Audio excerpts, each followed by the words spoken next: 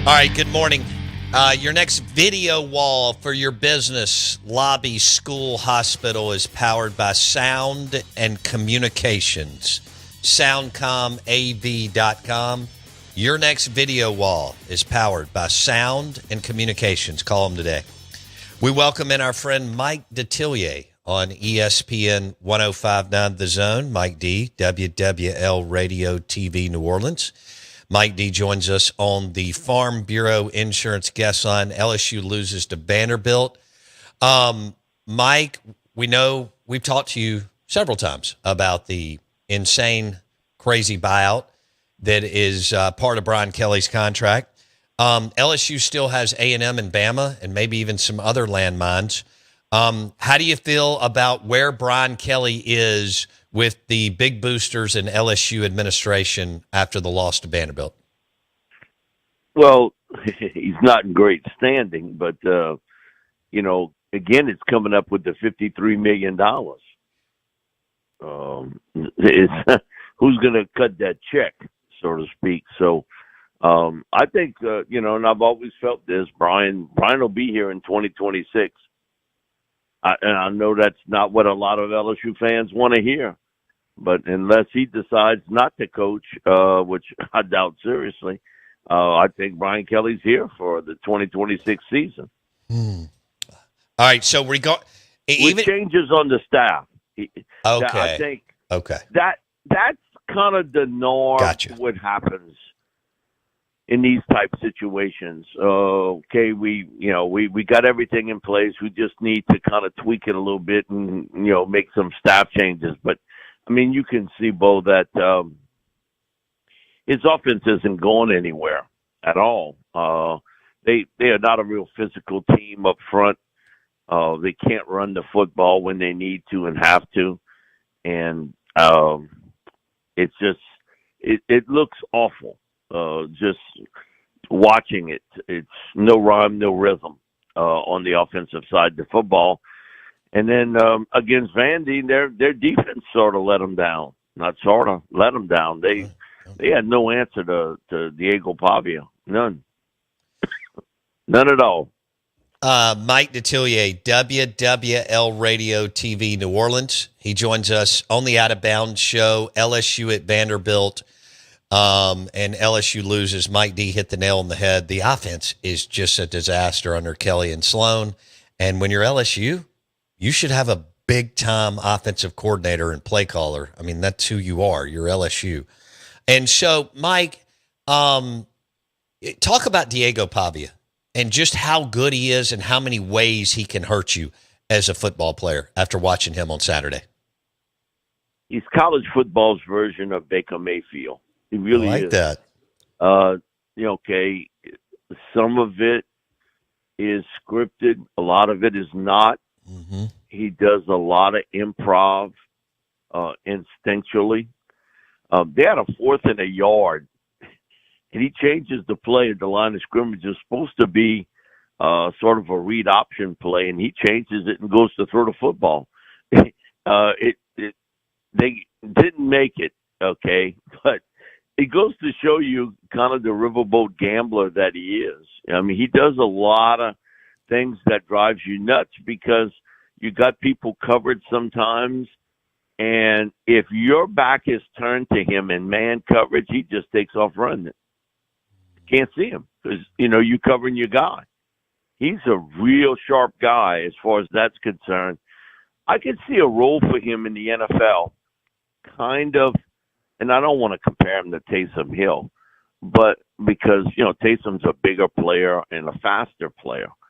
But there are some elements there that are similar, that you could see him being used in that sort of spot. As a college player, though, he drives you nuts because you think you've gotten him kind of corralled, and then he'll just take off running, and he'll make a first down, keep the chains moving, keep you out there. They used a lot of 12 personnel against LSU, 2 tight ends. Man, he hit LSU hard with the 2 tight end offense. Those tight ends were a big part of his offense running the show there.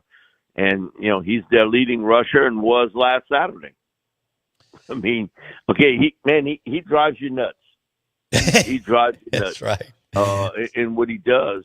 And a lot of it is off script. Really is off script. We're talking LSU, and their offense is a disaster, and then Vanderbilt's on a roll.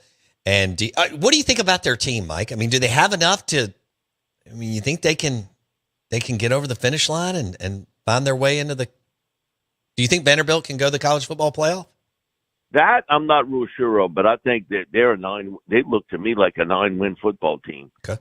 That this isn't going to be the last big game they win Saturday. You think about that Alabama game. Pavia had them in the red zone twice, turned the ball over. They had sort of Alabama on the ropes again.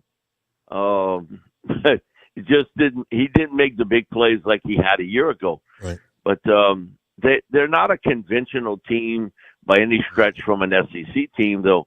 All 5 of their starters up front along the offensive line are all transfer portal guys.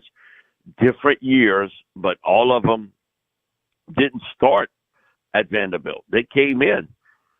What Clark Lee has done there is amazing, really has. And building a team that offensively can make a lot of things happen. They don't have a lot of explosive weapons on the receiving part, but they beat you with a running game, which a lot of it is Pavia. Again, the 12 personnel gave LSU a lot of fits because you got a 6'7" tight end on one side and Eli Stowers on the other. And you sort of had to pick your poison, what you wanted to do. And they were able to do it defensively. The scheme is real good. Man, they're fundamentally sound. They fill the gaps. You can tell they're a good positional coach team to not get what I would use that term, they don't get out of their lanes. They don't get to show them. That they stay in their lanes and stop you. And they got a lot of hustle. I think toward the end of that game, Caden Durham breaks off a big run. And their defensive back chases Caden down and stops him at the 1-yard line. Yeah. And when I saw that, I was like, geez, I know how LSU's short yardage offense is. This ain't good. Well, sure enough, on the first down play, they run it right into the line. They get nothing. On second down, got a great play call, but, it's a motion penalty. Set them back 5 yards. And they had to settle for a field goal. But I look back at that game of how they bent on defense. LSU had 2 opportunities late in that game to tie it and could not move the ball. Couldn't do it at all. Vandy threw them a lot of different looks, and what it looked to be at times was man coverage turned out to be a zone concept, and then at first it looked to be a zone concept, and it turned out to be man. They do a really nice job mixing and matching things up. It's Clark Lee at his best and being able to give you a lot of different things. He was Brian Kelly's defensive coordinator at Notre Dame for a while. And, man, he almost like he knew the playbook before they ran the play. Wow. Vanderbilt. All right, so they host Missouri this weekend. And did we ever think that we would say this, Mike D? Game day is going to Vanderbilt in Nashville. Holy smokes. And listen, give them full credit. Absolutely. And they have handled success very well. Yeah. A lot of times I see this with teams in covering it, that they get a little measure of success and they don't play as well. I think most people before the season started thought, probably 8 wins for Vandy. They would be in that category. That's a lot of success for Vanderbilt football. Sure. If you're thinking you win in 8 games.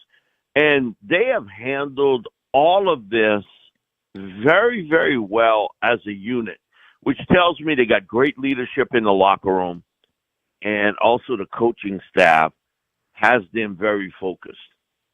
And in today's world of college football, that is a really difficult assignment to do.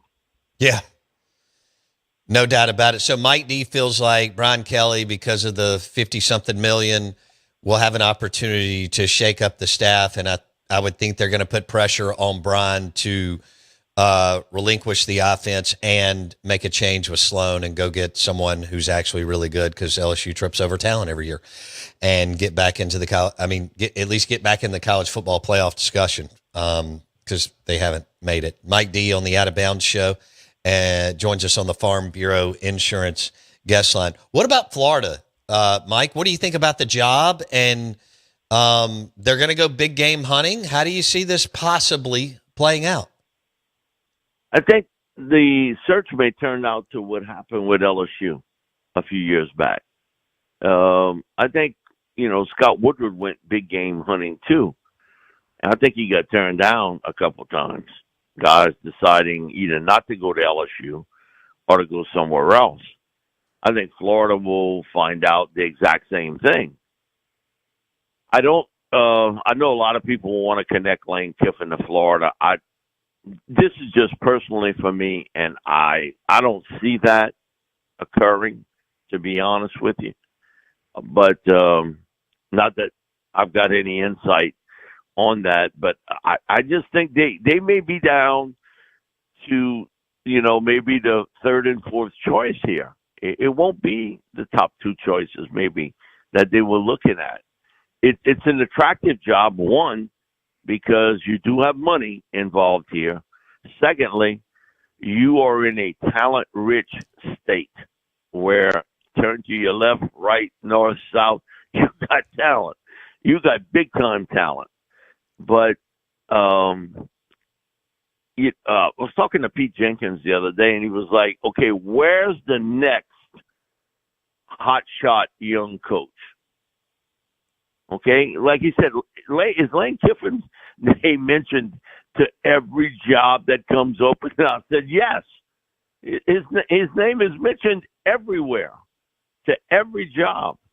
But it has been the last couple of years, to every job. So he's like, okay, take Lane out the mix. Mm-hmm. Who's the next hotshot coach out there? Brom, Drink.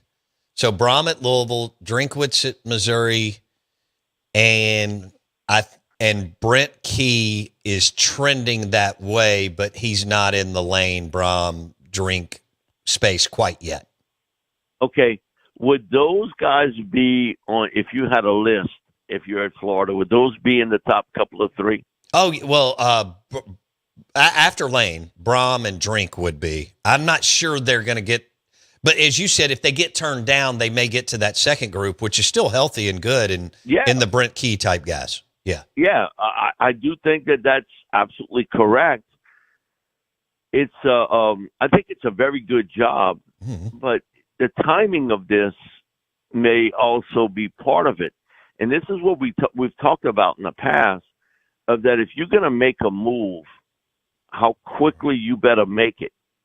Because of that early signing period and that one-time transfer portal deal, man, you got in about a month's time a lot of work to do.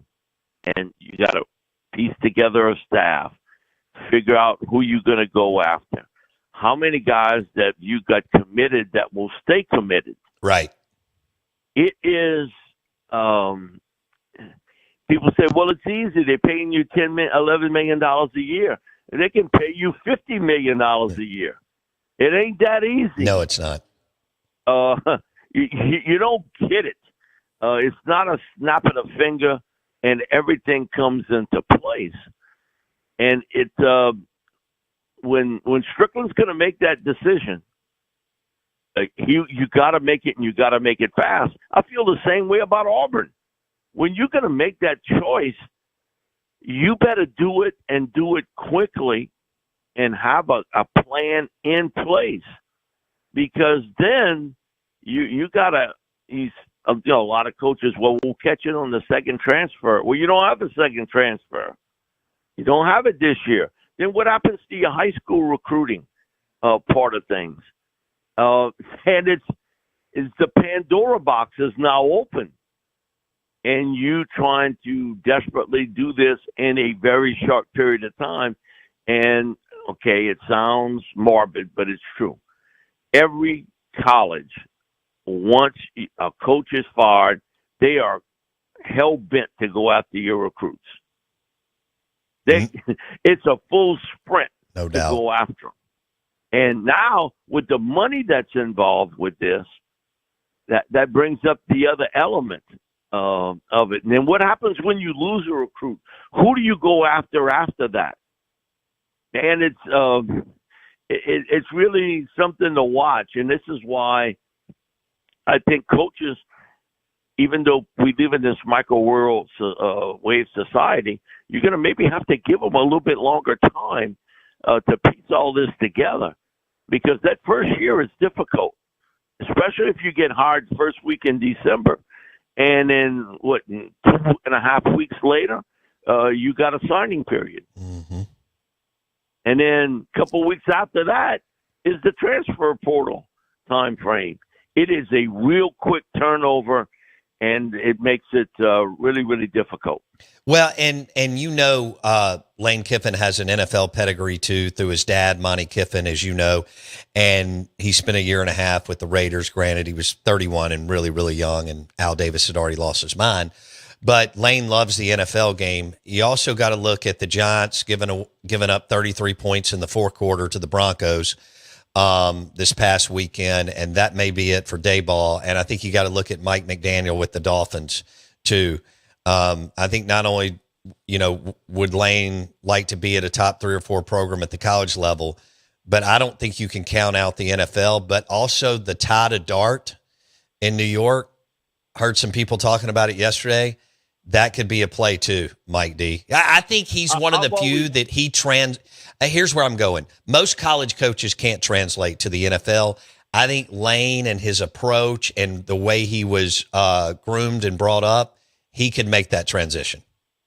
My thing about college coaches is that I think it's easier to translate now than ever before, mm-hmm. because the college game and the pro game are so close. Absolutely. You look at some of how the offenses and defenses are run. You got a lot of college concepts in it. Before, I'm not doing that. That's a college offense or a college defense. But today, that's not the case.